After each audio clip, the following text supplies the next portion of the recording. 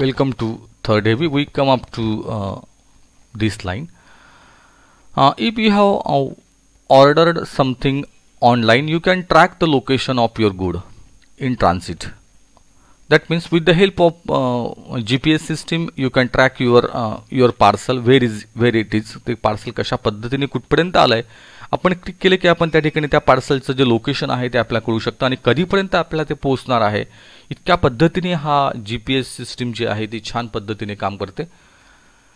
This has immensely helped the logistics companies to reduce risk in transport. आणि याच्या माध्यमातून त्या ठिकाणी ज्या लॉजिस्टिक्स कंपन्या, logistics means the science of the movement, supplying and maintenance of the product.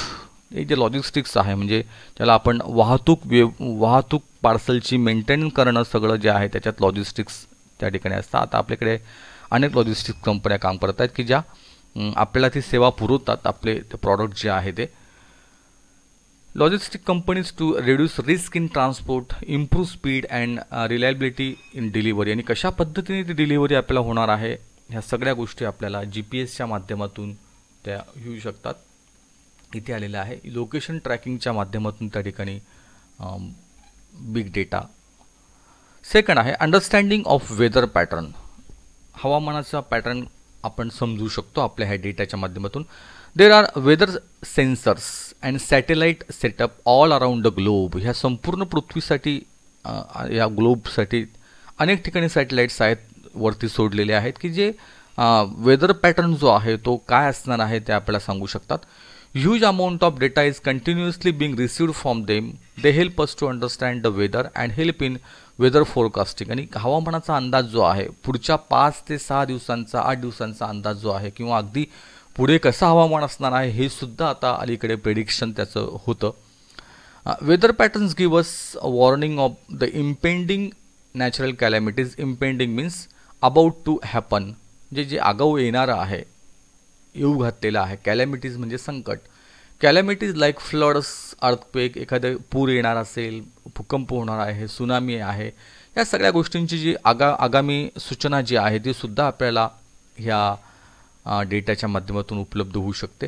Necessary preparations to combat means to fight. आणि अशा सगळ्या कंडिशनला कशा पद्धतीने आपण आपत्ती व्यवस्थापन करायचं, कशा पद्धतीने तोंड द्यायचं, त्याचं कसं लढायचं हे सुद्धा आपण आगाऊ समजून घेऊ शकतो.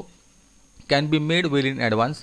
We can study global warming, predict availability of natural resources like water. आणि नॅचरल अवेलेबल वॉटर कुठे आहे, कशा पद्धतीने त्याचं रिसोर्सेस आहे ते सुद्धा आपण अलीकडचे ह्या वेदर पॅटर्नच्या माध्यमातून आपल्याला कळू शकतं. Third, health care industry, one of the important part of our life, ज्याला आपण आरोग्य सेवा म्हणतो. ह्या आरोग्य सेवेतसुद्धा डेटाचा कशा पद्धतीने यूज होतो. Today we see that people have become health conscious. सध्या खूप अलीकडे आपण जागरूक आहोत आपल्या आरोग्यासंदर्भात. The smart watches, other wearable, म्हणजे आता अलीकडे घड्याळं असतात की ते छोटेसे घड्याळ आपण लावलं आपल्या हातावर की आपण किती चाललो, किती कॅलरी बर्न झाल्या, किती कशा पद्धतीने हार्टबीट्स आहेत, काय पल्स आहेत, ह्या सगळ्या गोष्टी आपल्याला कळतात. अदर विअरेबल हेल्थ ॲप्स, काही हेल्थ ॲपसुद्धा अलीकडे अवेलेबल आहेत. In our phone keep on collecting data. आणि हा सुद्धा डेटा जो आहे तो कलेक्ट होत असतो. We can say that they are our own mini biomedical research devices. आणि हे सध्या अशा पद्धतीचे बायोमेडिकल जे जैविक पद्धतीने काम करणारे जे रिसर्च डिव्हायसेस आहेत. They detect our heart rate, monitor the patient sleep pattern. आपल्या झोपेची जी लयता आहे, झोपेचा जो पॅटर्न आहे तो सुद्धा त्या वॉचमध्ये आपल्याला कळतो की किती झोप लागली होती. झोपेचं एक एकक आहे, त्याला म्हणतात रॅम, रॅपिड आय मुवमेंट, रेम, REM. तर त्या झोपेच्या पॅटर्नचा सुद्धा त्या ठिकाणी अभ्यास जो आहे तो करता येतो. Keep a record of this is exercise, the distance walk, किती अंतर चाललो, त्याचे किती पावलं चाललो, किती कॅलरी बर्न झाली, ह्या सगळ्या गोष्टी त्या ठिकाणी येतात. The analysis of this data collected give new insight and provide a personalise individual feedback to each and every person. आणि या पद्धतीने प्रत्येक व्यक्तीचं रेकॉर्ड जे आहे ते मेंटेन होऊ शकतं. Nowadays, we have gadgets to monitor blood sugar, blood pressure, etc. at home. आणि हे सगळं आता घरी आपल्या अवेलेबल आहे. 24/7 monitoring can be provided to patients in hospital too, आणि 24/7 म्हणजे अगदी सदा सर्व काळ त्या ठिकाणी ह्या सगळ्या गोष्टी उपलब्ध होऊ शकतात. With the help of big data the doctors can now have better diagnosis of any element means illness, आजार, एलिमेंट. तर कुठल्या आजाराचं डायग्नोसिस जे आहे त्याचं जे निदान आहे ते निदान त्या ठिकाणी होऊ शकतं ह्या डेटाच्या माध्यमातून. The effect of any drug etcetera, unnecessary guesswork can be significantly reduced, past records of the patient can be maintained, and better analysis of the health can be obtained. Big data help in monitoring the outbreaks of epidemics जे आहे जी साथ असतात, ज्या pandemic असतात, epidemics, हे सुद्धा त्या ठिकाणी आपल्याला ते मॉनिटर करण्यासाठी त्याच्यावर देखरेख ठेवण्यासाठी आपण हा डेटा वापरू शकतो.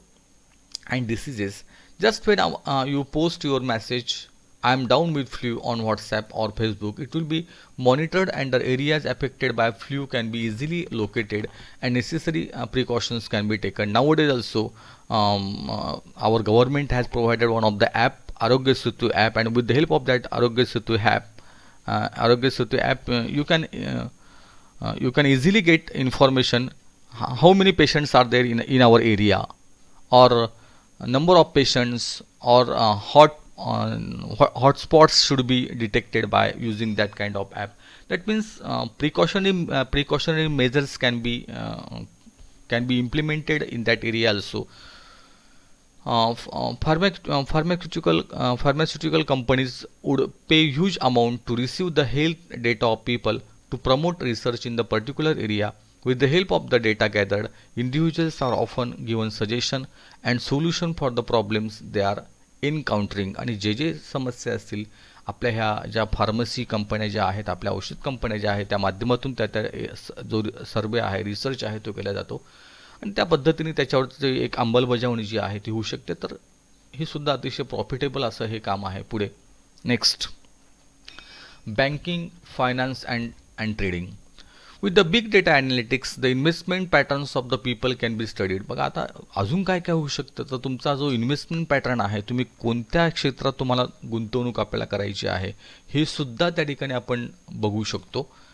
आणि with the big data analytics the investment patterns of the people can be studied. काय लोकांना कोणत्या ह्याच्यात इंटरेस्ट आहे ते सुद्धा जाणता येतं. New insight have enabled the banks and finance companies to come with suitable plan. Big data has enabled smooth functioning of this agencies and institution. आणि ह्या सगळ्या माहितीचं वर्गीकरण करून त्या ठिकाणी लोक कोणत्या योजनेमध्ये पैसे गुंतवू इच्छित आहेत, लोकांना कोणत्या ह्याच्यात इंटरेस्ट आहे ते सुद्धा आपण आर्थिक बाबतीत तो सर्वे होऊ शकतो. Banking and finance sector is using big data to predict and prevent cyber crime. बघा विशेष करून तर सायबर क्राईम जो आहे ज्याला आपण गुन्हेगारी विश्वामध्ये हा सध्या अलीकडे खूप ट्रेंड बनला आहे की जे गुन्हे होतात आपले सायबर विश्वामधले जे आहेत, म्हणजे संगणक विश्वातले जे गुन्हे आहेत त्या गुन्ह्यांचं डिटेक्शन करायचं असेल तर हा डेटासुद्धा वापरता येतो. कार्ड फ्रॉड डिटेक्शन, सध्या कार्ड जे असतात आपले ATM कार्ड आहे, डेबिट कार्ड आहे, क्रेडिट कार्ड आहे, त्याचे फ्रॉड होतात ते सुद्धा डिटेक्ट करता येतात. Archival of audit trails. Archival means public record जे आहे, archival public record. Archival of audit trails आणि कशा पद्धतीने ते रेकॉर्ड जो आहे तो पब्लिक रेकॉर्ड जो आहे, by analysing the past data of their customer and the data on previous brute force attack.